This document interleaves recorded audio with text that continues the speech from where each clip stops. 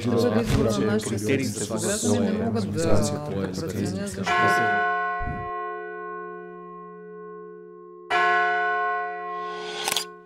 Здравейте, приятели! Добре дошли в подкаста на площадта Леко последна дума с мен адвокат Калин Костов. Днес имаме един изключително интересен гост. Гост, който тръгна от Свищов, за да завладее националните и световните подиуми, оперните сцени в България и Европа. Нашия съгражданин, маестро Пламен Бейков, добре дошъл в площадта Леко, маестро. Благодаря. Колко дълъг е пътя от Свищов до Роял Коледж Лондон, където ти си специализирал оперно пеене? Не е много дълъг пътя, всъщност.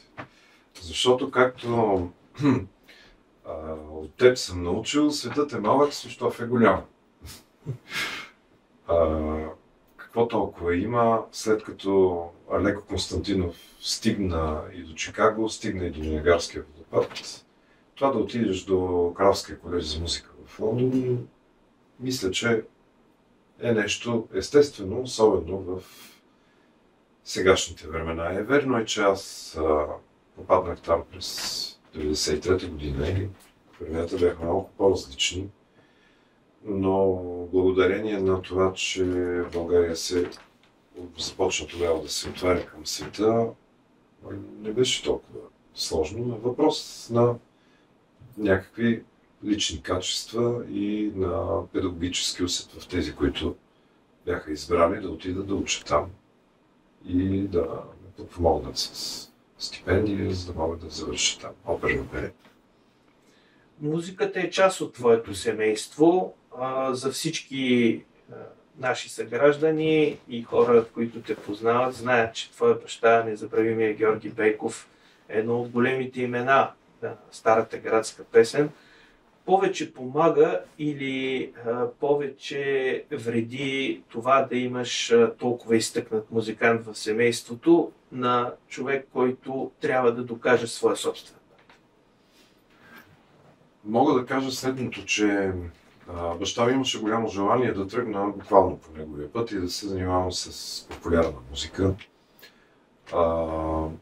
Но може би интуитивно аз предусетих, че би ми пречило да достигна неговото ниво и неговото качество и винаги бих се чувствал недостатъчно подготвен и недостатъчно добър, за да бъда като него.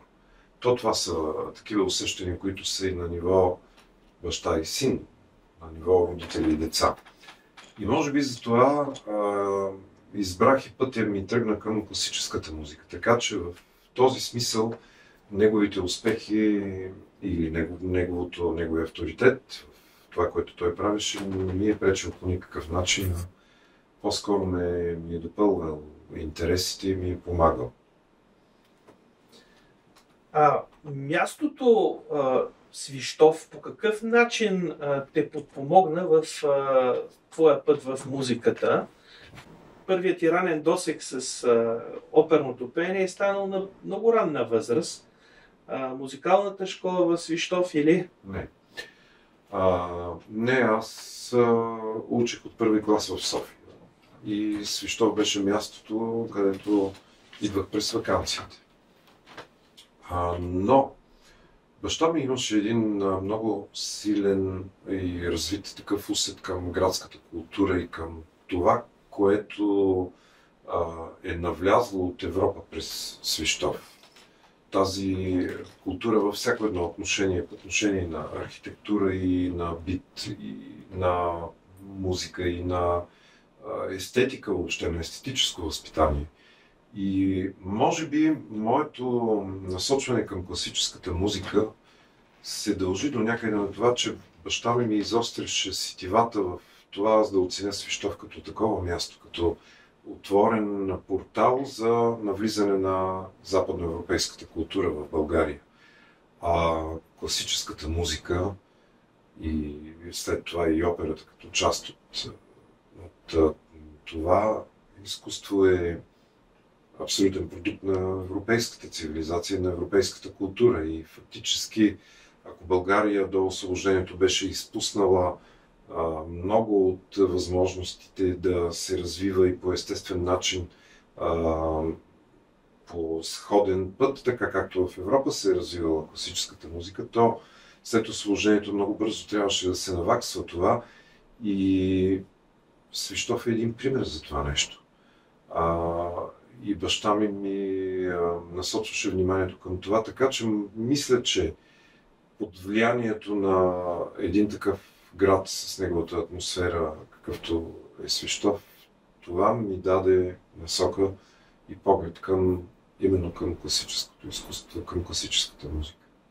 Ти си един от редовните спомоществователи на лековите дни, на много чествания, които градът прави, на неща, които първи български хор Янко Мустаков и читалището организират съвместно, хоровите празници.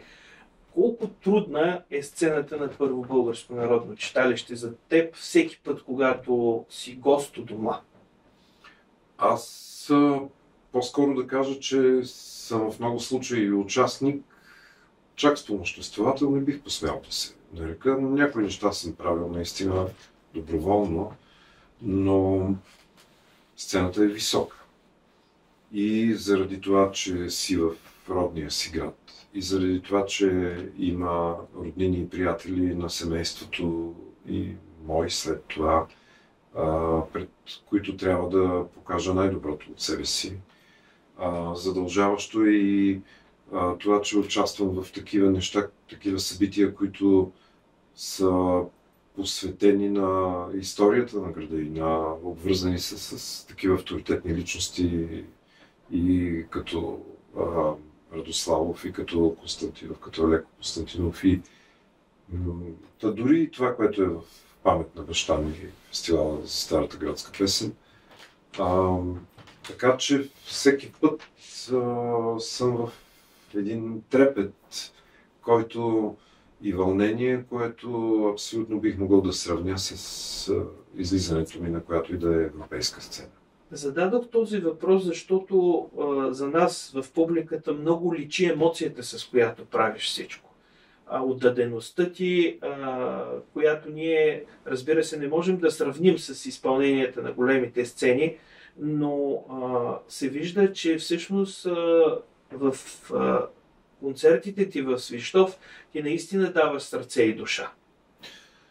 Дори малко се притеснявам, защото с възрастта започнах да ставам и малко по-сантиментален, и малко по-лесно да се разчувствам. Понякога трудно овладявам естествените вълнения и сълзите си.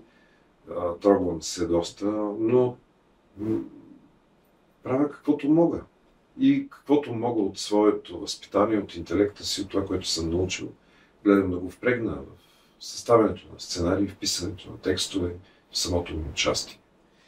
Този град като че ли винаги е мерил житейския успех на своите нотабили, изявени личности, не по това колко са постигнали в лично качество, а колко от постигнатото са успели да върнат на общността, от която са излезли. Може ли да потвърдиш едно такова впечатление за успеха по Свищовски? Това е много интересен извод и би трябвало всеки път да го повтаряш. И всеки един гражданин на Свищов, който не е дори активен от миналото, или тези, които сега са активни, или тези, които са млади, би трябвало да го научат и да го знаят. Мисля, че е така. И дано да бъде така, защото наистина всеки има различни успехи по света. По широкия свят ще говоря. Дали в българската действителност или наистина някъде в други държави. Но ако се измерва това, което той пожелава да даде на народния си град, и по това се оценява, това би било много добре и много по-ценно. Да те върна към спомена за татко ти и фестивала за старата градска песен. Какво ще ни кажеш за тази инициатива? Тя е инициатива изцяло на общината. Свищов и то вече преди колко повече от 20 години. Така че хубаво е, че има приемственост, независимо от това кой управлява града и че това нещо продължава и се надявам така да бъде и занапред.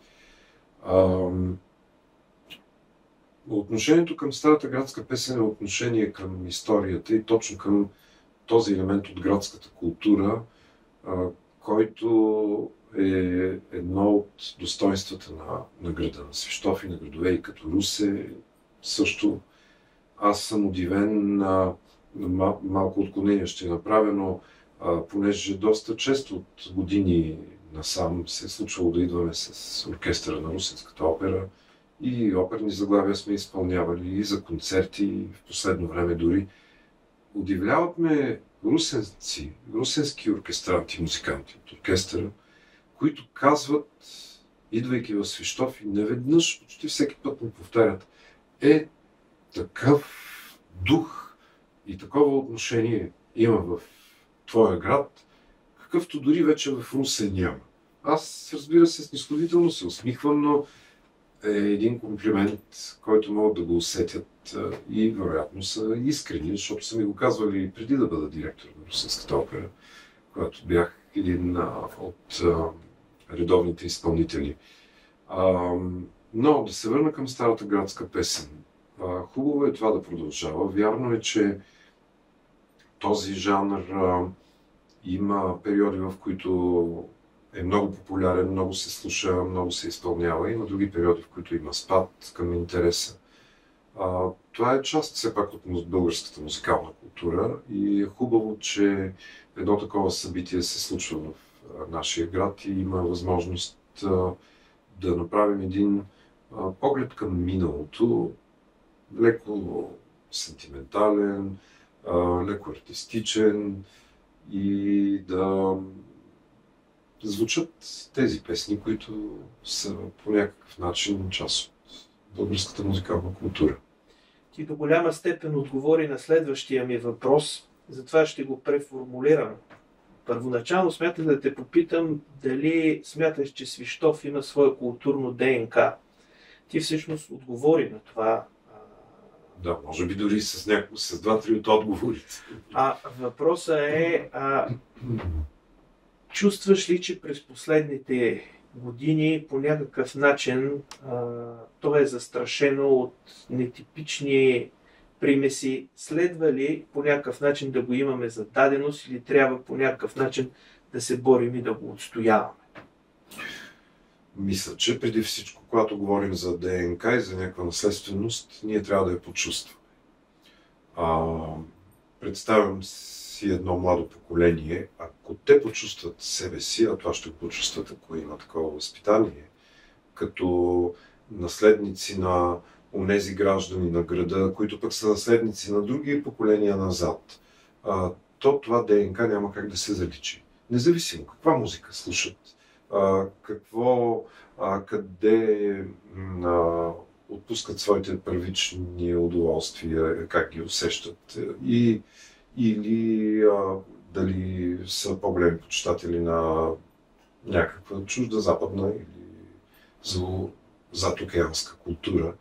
Няма значение това. ДНК-то винаги то стои, но трябва да обърнеш внимание и да го почувстваш. Защото трябва да кажа, че аз се почувствах повече като човек от Свищов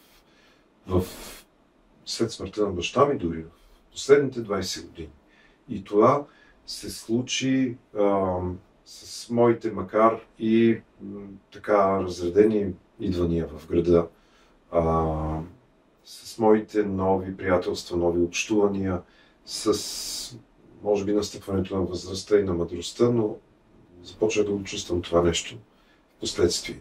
Ако възпитателите, учителите, възрастните хора, които знаят и уважават своя град и се чувстват добре в града си, възпитават така младите поколения и му обърнат внимание откъде те произхождат, те определено при всички случаи ще съживят този елемент от своето културно-свещовско ДНК и що ще процъфти по някакъв начин. Не мога да не те попитам, защото знам, че освен оперната сцена, ти изключително много обичаш и църковното пеене.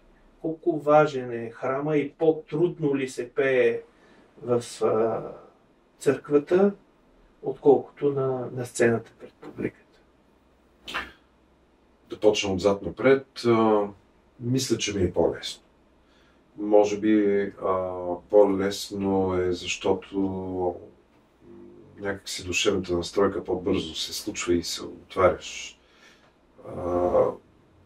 Сетивата ти по-лесно се насищат с атмосферата и ако ти изповядваш своята вяра по този начин, чувството на изповедност се излива по-лесно.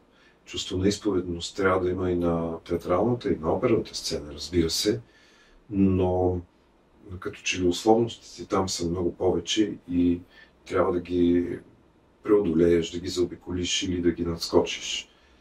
И на мен лично ми е по-лесно. Църковната музика също е другото нещо, което ми даде насока към класическото пеене и към операта в последствие.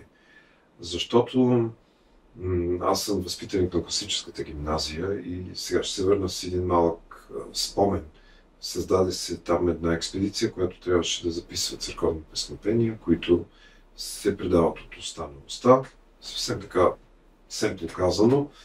И по мое предложение, първата експедиция, макар че бях в 9-ти клас, съвсем в началото на гимназията, се случи именно в Свещовския край. И имах възможността тогава да видя и да се запозная с тези възрастни свещеници, които служаха тогава в града, които бяха мост още от минали времена, от преди 9 септември 1944 година и бяха жив корен, който пренася нещо от миналото на града и от историята в тогавашното мое съвремие, началото на 80-те години беше това. И имаше много добри певци също. И тогава това също ме възпитаваше. Това дори ми помогна и за моето въцърковяване и за моето отношение към православното християнство. Аз се кръстих тогава в Свещов, в малката църква Свети Димитър.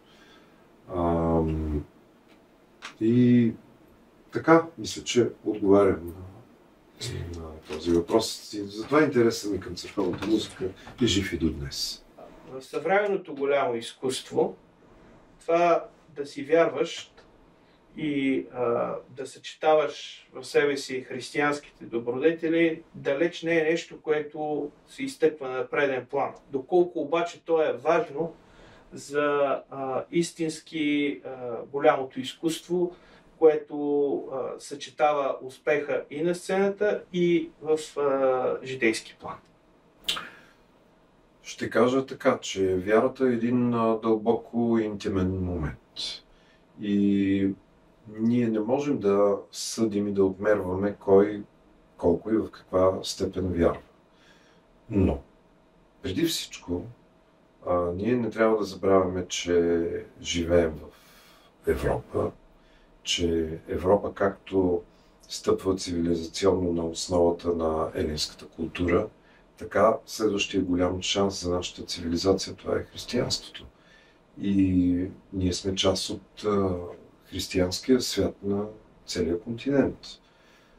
В този аспект вярата и по-скоро християнството дават наистина една дълбоко вътрешна основа и гаранция за това, че ние можем да съхраним традициите, които идват. Защото цялото изкуство, то е в Европа и това, което работя аз. Дори и да е опера, дори да са концертни изявите, стъпват на основата на християнска Европа и на нашите европейски цивилизационни естетически норми, които са повлияни от християнството.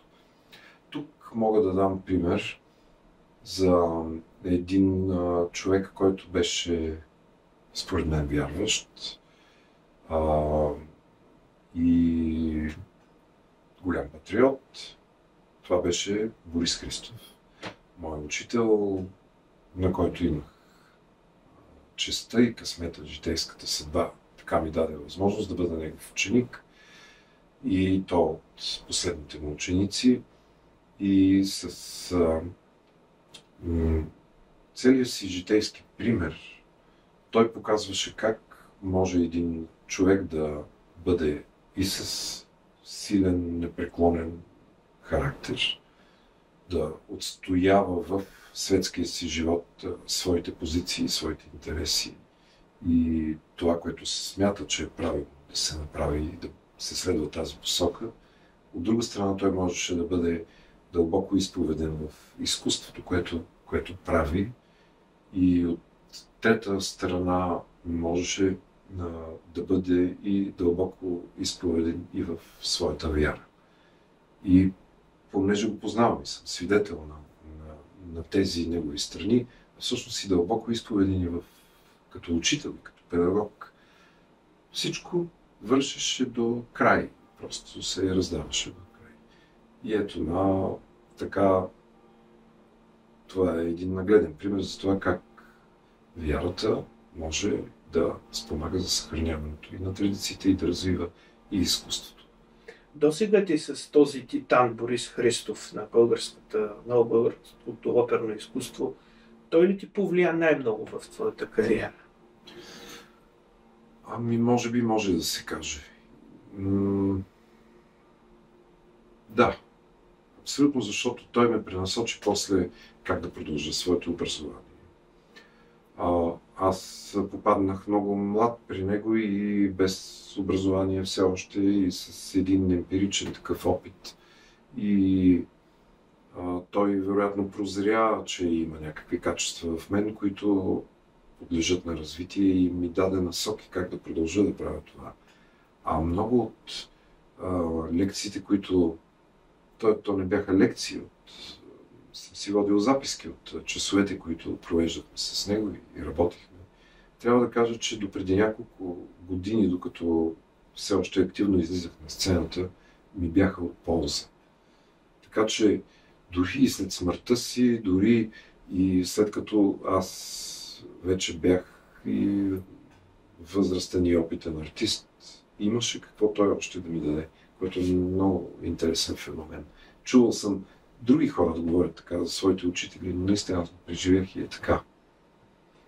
Не мога да не те попитам за връзката между злободневието в политиката и изкуството.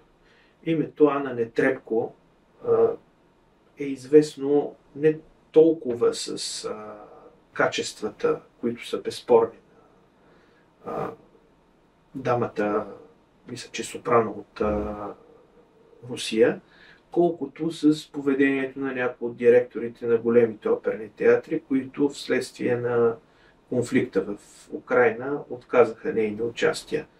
Какво е твоето мнение? Редно ли е изкуството да става жертва на политиката?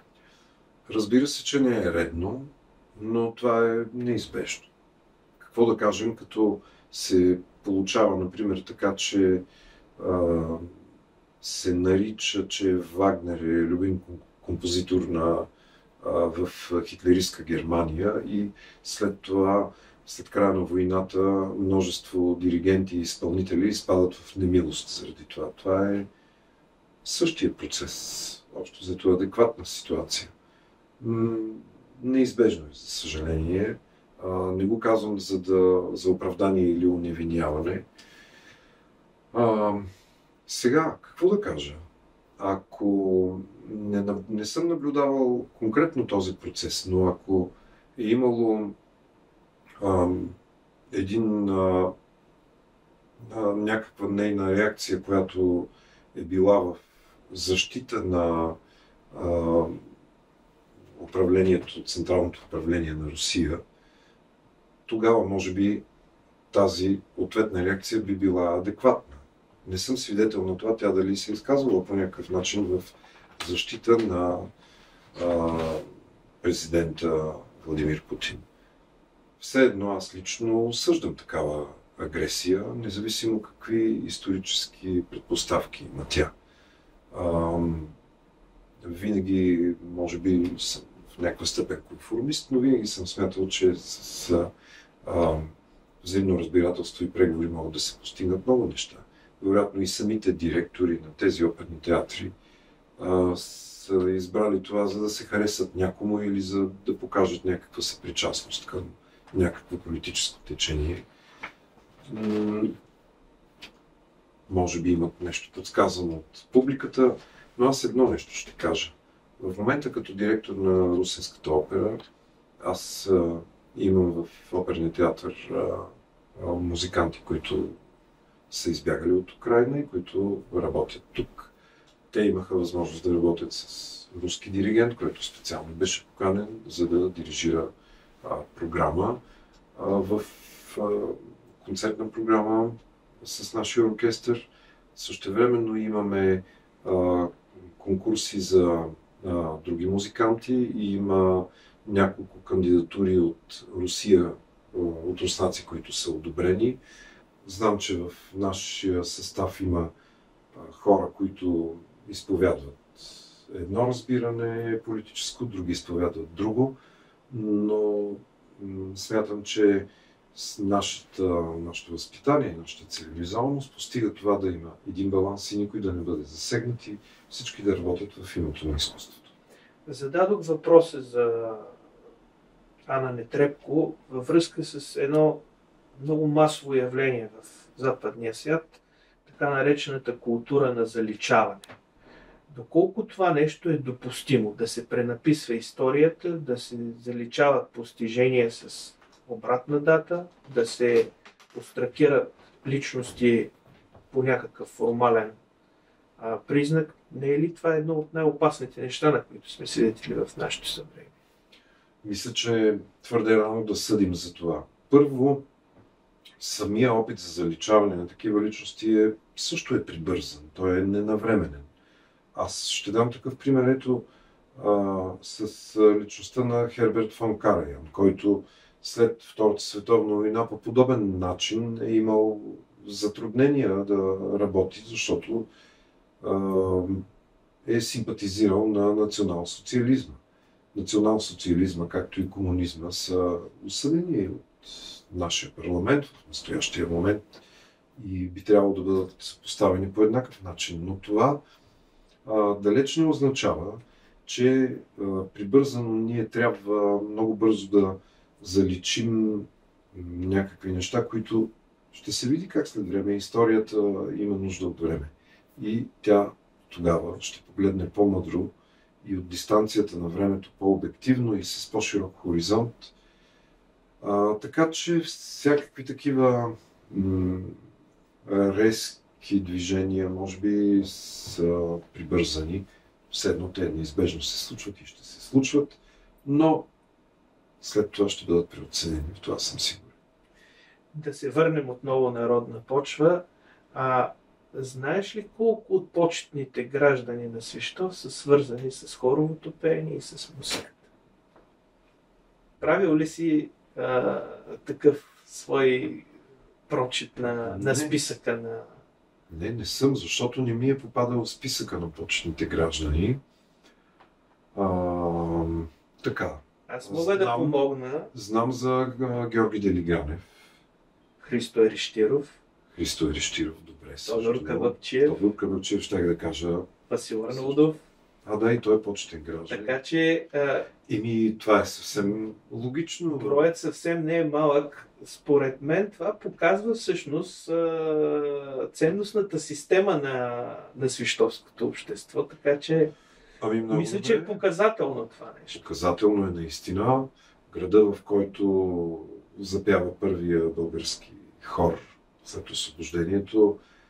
При това тази година имаме и 155 годишнина от хорово дело в България. Въобще в Свищов се поставя основата на хоровото дело. Освен на фестивала за старата градска песен, има и свищовски хорови празници. и бях много щастлив да участвам тази година в този духовен празник. И съм присъствал и на предишни издания и това е чудесно. Ето, генетичният момент, нашия код продължава да действа и съм сигурен, че ще продължи да действа и занапред. Бихме били горди да се присъединиш като член на площад Алеко. Добре си дошъл, майстро. Мислим, че заедно бихме могли да постигнем много добри неща за Свищов. Ами надявам се, мисля, че най-важното е и което смятам, че площад Алеко до този момент прави, е да даваме пример. С всяко едно действие, то не се знае колко би било ползотворно, но най-голямата полза е, че когато то се вижда от другите, те взимат пример от нашето поведение, от това, което се опитваме да извършим, и това е най-изразителното и най-ползотворното. Благодарим ти от името на нашите зрители. Винаги си добре дошъл в родния град. Нямаме търпение да те видим и на сцената, и сред нас. Благодаря. Всичко добро! Благодаря.